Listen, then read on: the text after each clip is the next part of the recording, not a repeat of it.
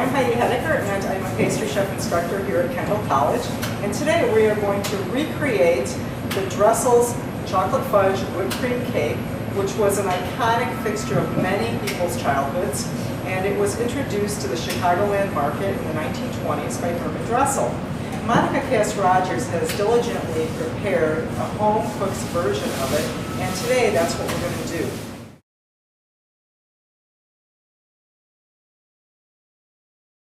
So our first step is going to be to grease the pans, and we are going to grease them, and then we're going to fit in a sheet of parchment paper. You can cut this parchment yourself. The reason we put it in here is because it's an extra insurance that the cake will not stick in the pan, and actually also the parchment paper on the cake layer will keep the cake much fresher after it's baked.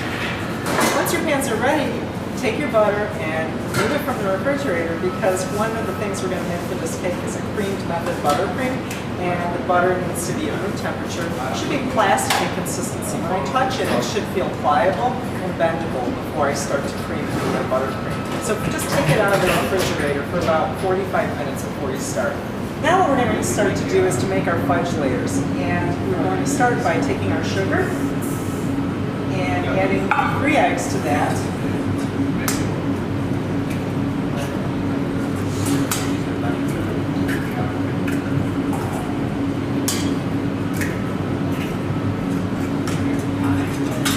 To take it and put it on the mixer. I'm going to start it on low speed just to incorporate the ingredients.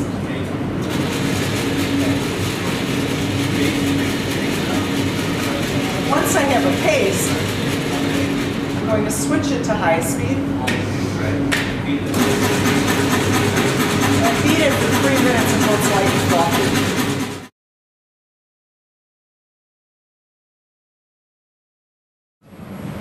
Our next step will be to take it off, and I'm going to add the oil.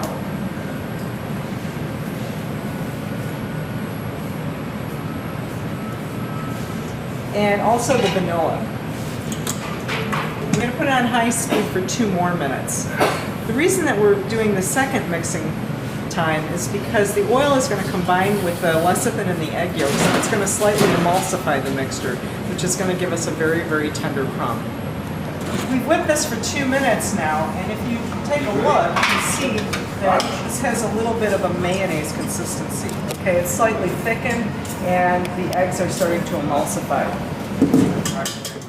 Another reason for using oil or liquid shortening as the fat is that the Dressel's cakes, in their production process, were being frozen, and a liquid fat will not set up or congeal as hard as a solid fat will, such as butter. So therefore the cake will stay softer during the freezing process and will thaw out more quickly too.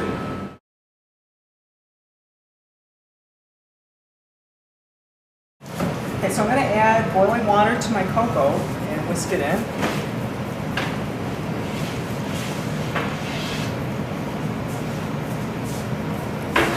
And doing this step is going to help dissolve the cocoa into something that can disperse very easily throughout the cake.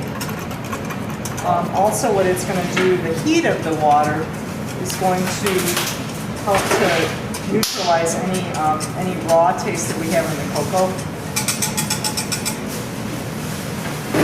Once the cocoa is dissolved, I'm going to go ahead and add my baking soda to that. You're going to see it's going to foam a little bit. The reason it's foaming is because of the reaction between the acidity of the cocoa and the soda itself. So that's creating the leavening power. And then my salt is going to go into that mixture too. Okay, so you're going to whisk it in. And now what we're going to do is we're going to add this into our eggs.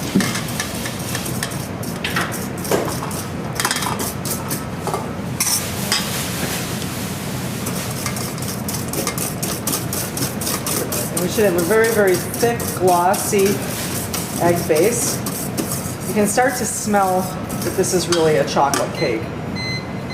Our next step, once we've created the egg, sugar, fudge base, we're going to add our flour into this. Okay, and so I've got a mixture of cake flour and pastry flour, which is creating like an all-purpose flour blend.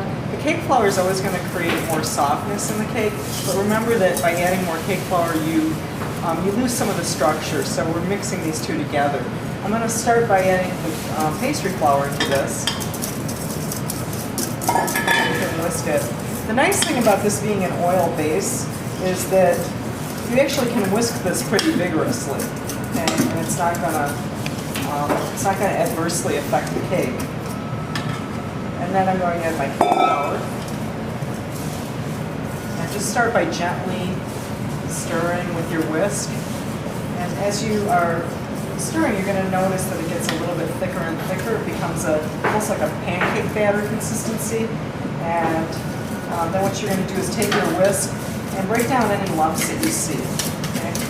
And do it in a motion that's not rotating the whisk. Okay? I don't want to be rotating and adding more air into this. All I'm looking to do is to kind of comb through any of the lumps of flour that are in here. Okay? Then once I do that, I've got my batter, which you can see is a really rich russet cocoa color, and it's going to bake off into a very dense, fudgy cake. Okay, before I scale off the batter, I'm going to just stir it a couple times, because what you're going to notice happens with this is that there's a lot of bubbles that form in the process of mixing in the flour. And so when we stir through it just with a spatula, it's going to loosen up some of those bubbles so that your cake is going to bake off with a finer consistency. So I'm just going to stir through this, and then we're going to go ahead and we're going to pour it into our pans, dividing it in half. Okay, these are 9-inch cake pans that we're using. We've got 2 9-inch layers that we're making with this. Okay, you can tap it a couple of times. That will loosen up some of the bubbles as well. And then we're going to go ahead, place it on a nice straight sheet tray.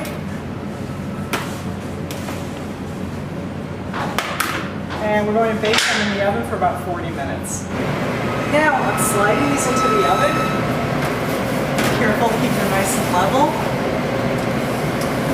And you're going to have those layers baking for about 35 minutes.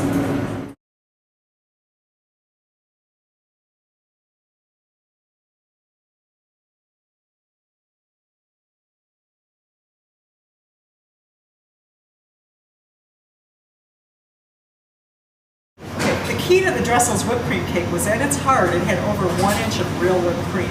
In a production situation such as they were in, they used a complicated method of stabilizing the whipped cream to build the cake that high. At home, you can use 2 different types of stabilizers that are very, very easily accessible. And the first one we're going to talk about is agar-agar, which is a vegetable gelatin. Okay? In order to make an agar-agar base, you're going to add it to water and boil it for 5 minutes, chill it, and then you can add it to whipped cream and it will stabilize your whipped cream. The other one, made with gelatin, you might be more familiar with. We'll show you that in a minute too.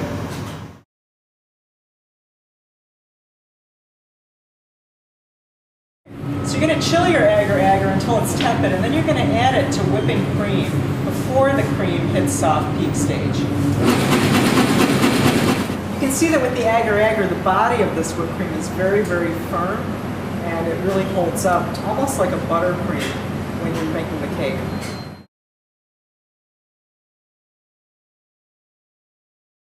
We showed you how to stabilize whipped cream using agar-agar. This is a separate batch, and what we're going to do is stabilize this with gelatin so that you know 2 different ways to stabilize your whipped cream. We took our gelatin, we bloomed it for 10 minutes with very, very cold water. That's so important. And then we melted it to get it really kind of hot to the touch. It should be about 130 to 150 degrees. And once our cream is whipped up to the point where it's holding the tracks of the whisk, but it's still very liquid, I can go ahead and pour my gelatin in. Turn the mixer to second speed and finish whipping it that way. That's a good idea because once the gelatin is in, it's going to whip up really quickly. And if you over whip it, the nice texture of the whipped cream is going to be ruined.